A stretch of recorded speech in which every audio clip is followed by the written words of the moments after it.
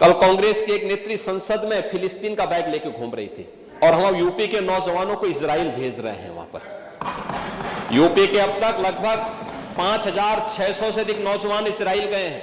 ഉത്തർപ്രദേശ് സർക്കാർ യുവാക്കളെ ഇസ്രായേലിലേക്ക് ജോലിക്ക് അയക്കുന്നുവെന്ന പരാമർശത്തിൽ വെട്ടിലായി മുഖ്യമന്ത്രി യോഗി ആദിത്യനാഥ്.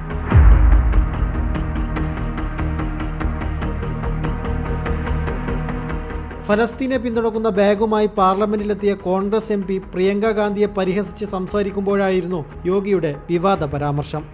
UP യുവാക്കളെ ഇസ്രായേലിലേക്ക് ജോലിക്ക് അയക്കുമ്പോൾ കോൺഗ്രസ് ബാഗുമായി നടക്കുകയാണ് എന്നായിരുന്നു യോഗിയുടെ പരാമർശം.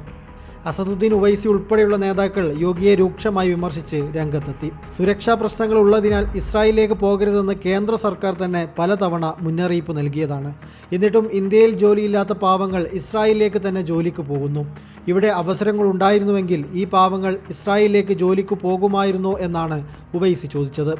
സമൂഹ മാധ്യമങ്ങളിലും നിരവധി പേരാണ് യോഗിയുടെ പരാമർശത്തിനെതിരെ രംഗത്ത് വന്നത്.